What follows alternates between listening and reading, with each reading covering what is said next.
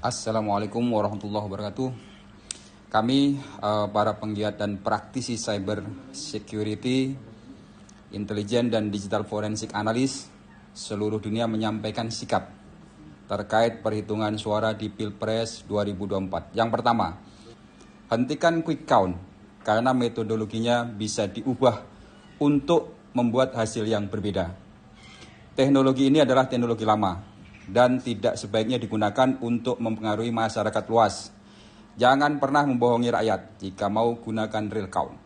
Yang kedua, desak audit secara netral terhadap sistem Sirekap.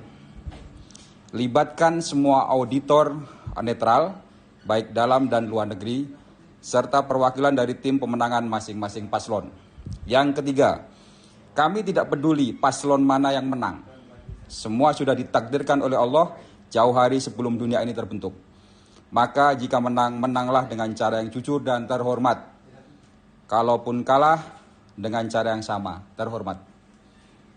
Yang keempat, desak untuk bersama-sama melakukan evaluasi secara menyeluruh, bukan saja hasil dari yang tertampil atau front end, tetapi langsung akses ke super user atau administrator, tujuannya agar skrip utama bisa direview bersama-sama.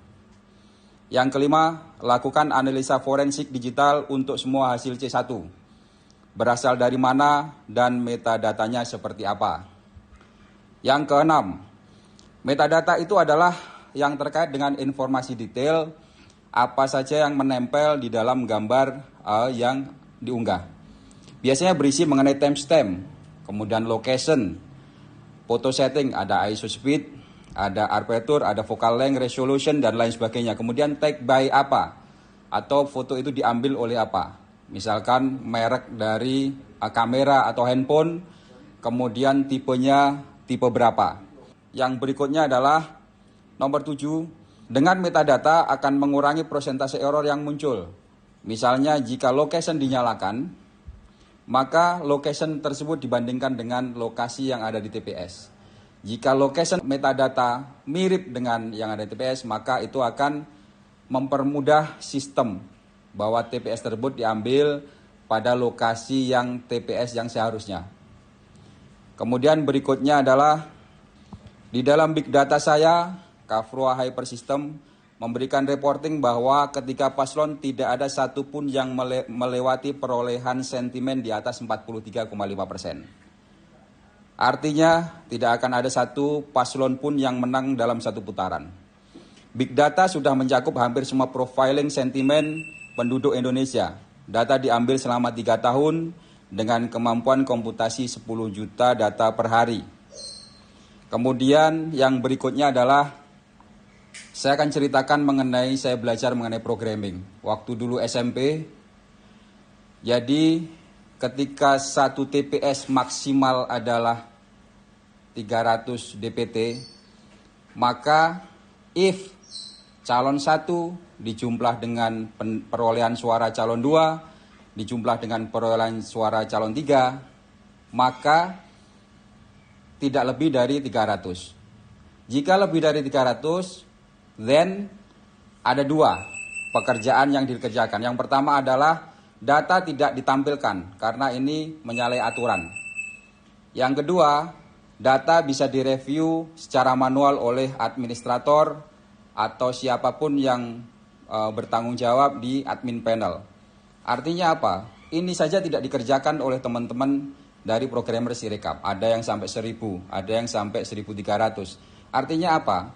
Yang Anda kerjakan ini sebenarnya adalah tidak lebih dari pekerjaan anak-anak SMP. Waktu dulu saya belajar. Jadi seperti itu, ya. Memalukan kalau misalkan dananya sampai triliunan kemudian pekerjaannya seperti ini. Yang berikutnya adalah bagi kami sistem Anda adalah seperti rumah yang tidak punya pintu dan jendelanya terbuka sehingga siapapun tanpa permisi boleh masuk ke dalamnya untuk mengambil minuman, untuk mengambil makanan ataupun untuk mengobrak-abrik dalam isi rumah. Yang berikutnya adalah segala perbuatan licik dan culas di dalam Pilpres, baik disengaja maupun tidak, maka akan menghasilkan pemimpin yang buruk dan tidak sesuai dengan harapan. Pemimpin yang buruk akan membuat semua masyarakat Indonesia merasakan akibat dari keburukan itu. Maka kami mengingatkan bahwa balasan Allah itu nyata, baik secara instan maupun ditunda. Maka berhati-hatilah dan pikirkan kembali akibatnya. Yang berikutnya adalah mohon izin para suhu, para mentor, para guru, dan adik-adik didik kami yang sudah membuat sistem ini. Ingatlah, dulu kalian bersama-sama digembleng untuk mendapatkan ilmu yang luar biasa, di mana ilmu ini tidak semuanya orang bisa, tidak semuanya orang mampu. Mengenai keamanan data dan jaringan, mengenai bagaimana cara hacking, mengenai bagaimana mengamankan segala hal yang terkait dengan rumah kalian. Nah, dengan ilmu itu diharapkan dapat dijadikan alat untuk kebaikan. Janganlah mengkhianati para guru dan kiai kalian. Sampai kapanpun kami ini adalah murid dan santri. Diberikan ilmu yang lebih dari yang lain adalah wasilah untuk membantu yang lemah dan tertindas dalam menuntut hak-haknya. Jangan dibalik, maka masih ada kesempatan untuk bertobat. Last but not least, kami dari seluruh komunitas siber Indonesia dan dunia yang lurus dan masih mengedepankan idealisme akan melawan semua kemungkaran dengan segala daya upaya kami. Ingatlah, di atas langit ada langit. Wassalamualaikum warahmatullahi wabarakatuh.